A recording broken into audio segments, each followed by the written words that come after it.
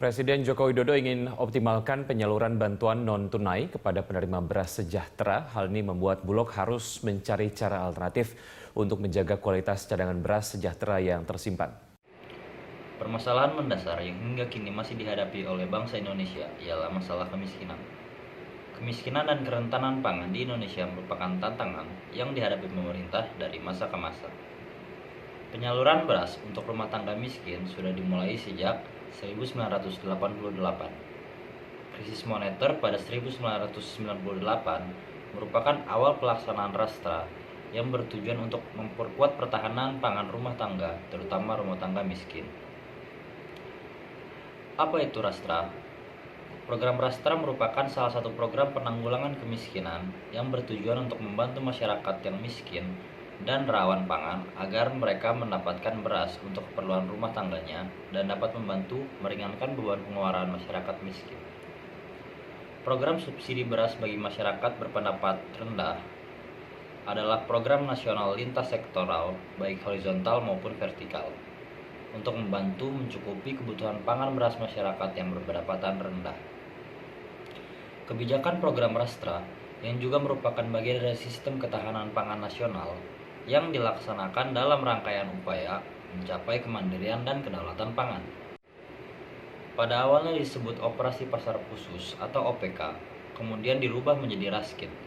Mulai tahun 2002, Raskin diperluas fungsinya tidak lagi menjadi program darurat. Untuk memperjelas tujuan, maka pada pertengahan tahun 2015, penamaan program ini berubah menjadi Program Beras Sejahtera atau Rastra. Penyaluran beras bersubsidi bagi kelompok masyarakat berpendapat rendah bertujuan untuk mengurangi beban pengeluaran pada keluarga sasaran penerima manfaat atau KPM melalui pemenuhan sebagian kebutuhan pangan beras. Meningkatkan akses masyarakat berpendapatan rendah dalam pemenuhan kebutuhan pangan pokok sebagai salah satu hak dasarnya.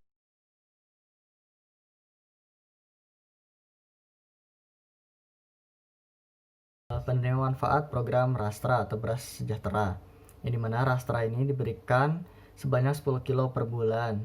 Ketentuan dengan penerima manfaat Bansos Rastra adalah sebagai berikut. Di antaranya adalah keluarga dengan kondisi sosial ekonomi 25% terendah di daerah pelaksanaan, selanjutnya disebut dengan keluarga penerima manfaat KPM. Bansos Rastra yang namanya termasuk dalam daftar KPM dan ditetapkan oleh Menteri Sosial. Yang diantaranya lagi adalah sumber data KPM Bansos Rastra adalah data terpadu program penanganan fakir miskin yang selanjutnya disebut dengan DT PPFM yang merupakan hasil pemutakhiran basis data terpadu di tahun 2015. Yang selanjutnya adalah terdapat juga kriteria-kriteria keluarga penerima manfaat atau KPM. Yang pertama adalah rumah tangga miskin yang memiliki anggota rumah tangga yang lebih besar. Yang kedua adalah rumah tangga miskin yang memiliki balita dan anak usia sekolah wajib belajar. Yang ketiga adalah rumah tangga miskin yang kepala keluarganya adalah perempuan. Dan yang keempat adalah rumah tangga miskin yang menanggung anggota rumah tangga lanjut usia non potensial. Yang kelima adalah kondisi fisik rumah dari KPM ini tidak layak huni.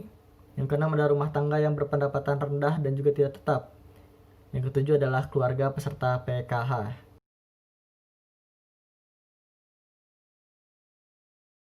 Tentang pelaksanaan program Rastra bagian ke A. Jadi adapun mekanisme pelaksanaan penyaluran program Rastra sampai ke titik distribusi atau TD, pelaksanaan penyaluran Rastra dari titik distribusi ke titik bagi atau TB, dan penyaluran Rastra dari titik bagi ke keluarga penerima manfaat atau KPM. Pelaksanaan penyaluran Rastra sampai titik distribusi, di mana pelaksanaan penyaluran Rastra sampai titik distribusi ini menjadi tugas dan tanggung jawab Perum Bulog. Selanjutnya, penyediaan beras untuk keluarga penerima manfaat Rastra dilakukan oleh Perum Bulog dalam kemasan berlogo Perum Bulog dengan kuantum 15 kg per karung dan atau 50 kg per karung. Selanjutnya, rencana penyaluran untuk menjamin kelancaran proses penyaluran Rastra ini, Perum Bulog bersama tim koordinasi Rastra menyusun rencana penyaluran bulanan berdasarkan surat permintaan alokasi atau SPA. Terdapat mekanisme penyaluran sebagai berikut, di mana berdasarkan Pagu Rastra, Bupati atau Wali Kota atau Ketua Tim Koordinasi Rastra, Kabupaten atau Kota atau pejabat yang ditunjuk oleh bupati atau wali kota menerbitkan SPA kepada Perum Bulog. Berdasarkan SPA, Perum Bulog menerbitkan surat perintah penyerahan barang atau SPPB atau delivery order untuk masing-masing kecamatan atau desa atau kelurahan dengan atau tanpa menunggu peluncuran resmi penyaluran rastra pada awal tahun. Selanjutnya, sesuai dengan SPPB atau DO, maka Perum Bulog menyalurkan beras sampai ke titik distribusi, termasuk apabila terjadi pergantian beras. Sebelum penyaluran dapat dilakukan pengecekan kualitas beras oleh tim koordinasi rastra atau pelaksana distribusi di gudang Perum Bulog. Selanjutnya, serah terima beras antara Perum Bulog dengan tim koordinasi dilakukan di titik distribusi dan dibuat berita acara serah terima yang ditandatangani oleh kedua belah pihak, di mana pada prinsipnya penyaluran rastra dilakukan setiap bulan. Namun jika terdapat kebijakan daerah atau kendala lain seperti musim panen, kondisi geografis, iklim atau cuaca, sehingga penyaluran rastra tidak mungkin dilakukan secara rutin setiap bulan di subsidi pangan rastra suatu wilayah, maka penyaluran rastra dapat diatur lebih lanjut di dalam Juklak atau Juklis oleh pemerintah daerah setempat.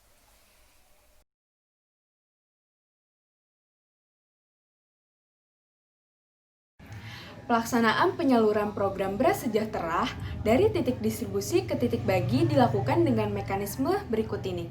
Yang pertama, penyaluran dari titik distribusi ke titik bagi merupakan tanggung jawab dari pemerintah daerah. Yang kedua, tim koordinasi atau pelaksana distribusi wajib melakukan pengecekan terhadap kuantitas dan kualitas dari beras yang telah diberikan oleh Perum Bulog. Yang ketiga, apabila kualitas atau kuantitas tidak sesuai, maka pelaksana distribusi wajib mengembalikan beras ke Perum Bulog dalam waktu selambat-lambatnya 2x24 jam. Yang keempat, pelaksanaan penyaluran beras dari titik distribusi dapat dilakukan secara reguler, yaitu melalui kelompok kerja atau pelaksana distribusi yang disalurkan melalui warung desa atau kelompok masyarakat. Pelaksanaan penyaluran beras sejahtera dari titik bagi ke kelompok penerima manfaat dilakukan dengan mekanisme sebagai berikut. Yang pertama, untuk meminimalisir biaya transportasi penyaluran beras sejahtera dari titik bagi ke KPM, maka titik bagi ditetapkan di lokasi yang paling strategis dan mudah dijangkau oleh KPM.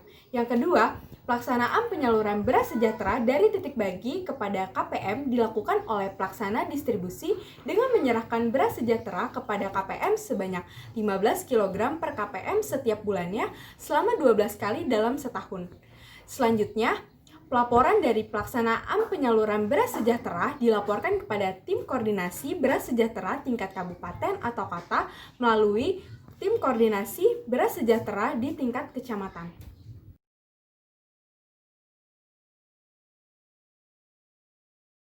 Evaluasi program Rastra.